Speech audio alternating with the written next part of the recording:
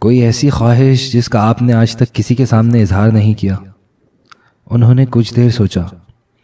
ہاں، کبھی کبھی جی چاہتا ہے میری موت حمید بھائی سے پہلے ہو، وہ میرے جنازے پر آئیں، میرے چہرے سے چادر سرکا کر دیکھیں اور پھر آہستہ سے مسکرا کر کہیں، ہاں سعید، تمہارا فیصلہ درست تھا۔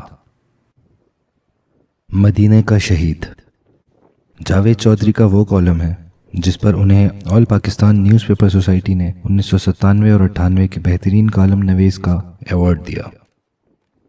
پچھلے موسم سرما میں ایک نامور پاکستانی دانشور بھارت گئے۔ دورے کے اختتام پر ایک غیر سرکاری تنظیم نے دہلی میں ان کے اعزاز میں ایک نشست کا اہتمام کیا، جس میں پاکستانی دانشور کو خراج عقیدت پیش کرنے کے لیے چوٹی کے بھارتی دانشور تشریف لائے۔ نشست کے آخر میں جب سوال و جواب کا سلسلہ شروع ہوا تو ایک ہندو دانشور نے اپنے معزز مہمان سے ایک عجیب سوال پوچھا۔ پوچھنے والے نے پوچھا، یہاں بھارت میں تو مسلمان مساجد میں نماز ادا کرتے ہیں، وہاں پاکستان میں کہاں پڑھتے ہیں؟ پاکستانی دانشور نے اس سوال کو مذاق سمجھ کر فلک شگاف قہقہہ لگایا، لیکن جب انہیں محفل کی طرف سے کوئی خاص رد عمل موصول نہ ہوا تو انہوں نے کھسیانہ سا ہو کر سوالی کی طرف دیکھا۔ ہندو دانشور کے چہرے پر سنجیدگی کے ڈھیر لگے تھے۔ پاکستانی دانشور نے بے چینی سے پہلو بدل کر جواب دیا، ظاہر ہے مسجدوں ہی میں پڑھتے ہیں۔ یہ جواب سن کر ہندو دانشور کھڑا ہوا، ایک نظر حاضرین پر ڈالی اور پھر مسکرا کر بولا، لیکن ہماری اطلاعات کے مطابق تو پاکستانی مسجدوں میں نماز پڑھنے والوں کو گولی مار دی جاتی ہے۔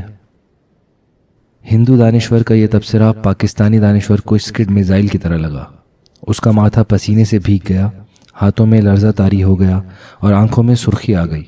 منتظمین موقع کی نزاکت بھانپ گئے، لہٰذا انہوں نے فوراً نشست کے اختتام کا اعلان کر دیا۔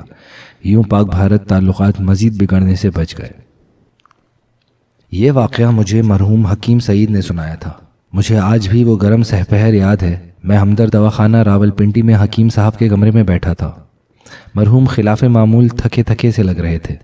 میں نے ادب سے طبیعت کے اس بوجھل پن کی وجہ دریافت کی تو دل گرفتار لہجے میں بولے، ہم نے اس دکھ سے بھارت چھوڑا تھا کہ ہمیں وہاں مذہبی آزادی حاصل نہیں تھی۔ ہم نماز پڑھنے جاتے تھے تو ہندو مسجدوں میں سور چھوڑ دیتے تھے، خانہ خدا کے دروازے پر ڈھول پیٹتے تھے، بول و براز کی تھیلیاں ہمارے اوپر پھینکتے تھے، ہندو شرپسند پچھلی صفوں میں کھڑے نمازیوں کو چھرے گھونپ کر بھاگ جاتے تھے۔ ہم نے سوچا چلو پاکستان چلتے ہیں، وہاں کم از کم ہمارے سجدے تو آزاد ہوں گے، ہماری مسجدیں، ہماری درگاہیں تو محفوظ ہوں گی۔ لیکن افسوس، آج مسلح گارڈز کے پہرے کے بغیر پاکستان کی کسی مسجد میں نماز کا تصور تک نہیں۔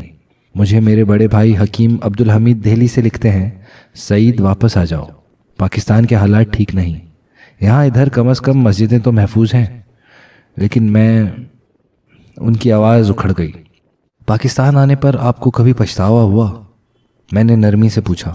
انہوں نے اچکن کے بٹن سہلائے، نہیں، ہرگز نہیں، یہ سودا ہم نے خود کیا تھا۔ حمید بھائی میرے اس فیصلے سے خوش نہیں تھے۔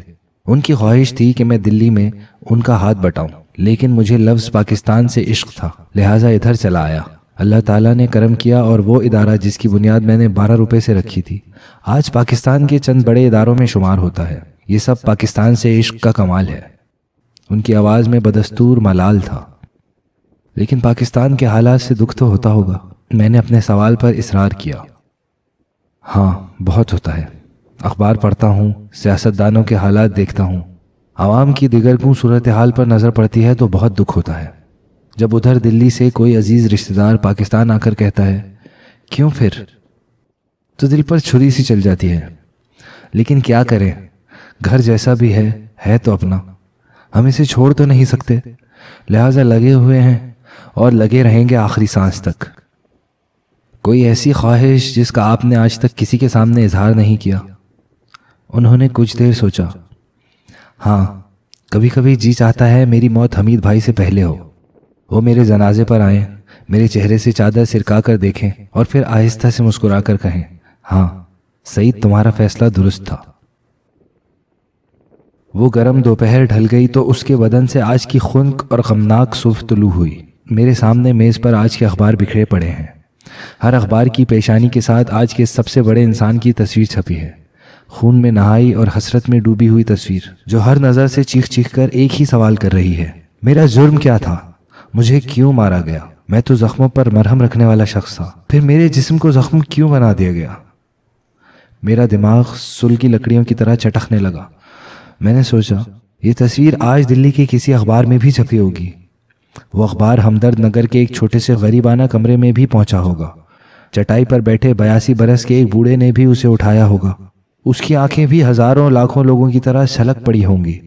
اس نے بھی شدت جذبات سے اخبار پرے پھینک دیا ہوگا۔